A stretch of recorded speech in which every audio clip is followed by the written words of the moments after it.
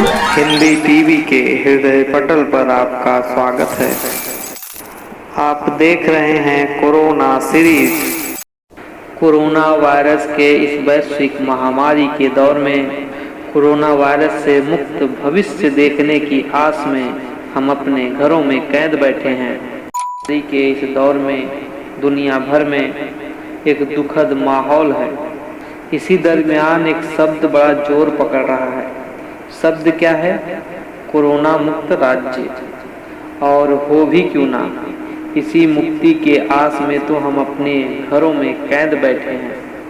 आज हम बात करेंगे भारत के ही एक ऐसे राज्य के बारे में जहां पर कोरोना का आज तक एक भी मामला दर्ज नहीं हुआ है, और यह भारत का इकलौता राज्य बन गया है जहां अब तक कोरोना का कोई संक्रमण नहीं हुआ है। जिस देश से कोरोना वायरस का जन्म हुआ उस देश यानी चीन से यह राज्य सीमा भी साझा करता है। बावजूद इसके यहाँ कोरोना का एक भी मामला नहीं आया। मैं बात कर रहा हूँ भारत के 7 लाख जनसंख्या वाले राज्य सिक्किम की। हाँ, सिक्किम ही है भारत का इकलौता राज्य जहां आज तक एक भी कोरोना का मामला दर्ज नहीं हुआ है। सिक्किम अपनी विशिष्टता के लिए भारत में जाना जाता है। कुछ विशिष्टता उसने खुद अर्जित की है तो कुछ प्राकृतिक विशिष्टताएं भी हैं। यह भारत का दूसरा सबसे छोटा राज्य होने के साथ साथ सबसे कम जनसंख्या वाला राज्य भी है। धरती की सबसे तीसरी ऊंची चोटी कंचनजंगा यहीं पर है।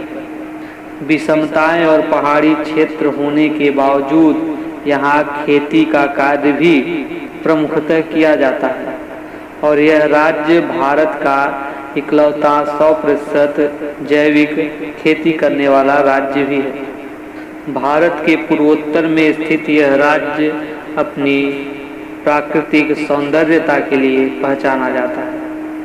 आप कहेंगे जनसंख्या इतनी कम है इसलिए कोरोना का संक्रमण नहीं हुआ, लेकिन ऐसा बिल्कुल भी नहीं है। जनसंख्या तो इससे भी कम कई क्षेत्रों में है, लेकिन वहाँ कोरोना का भारी संक्रमण देखा गया है।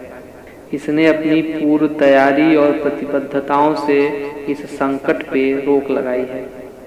इसी विषय को स्पष्ट करते हुए सिक्किम के राज्यपाल गंगा प्रसाद ने बताया कि भारत में जब केरल में पहला मामला दर्ज हुआ था तभी से पूरे सिक्किम राज्य में कड़ी नजर रखी जा रही थी।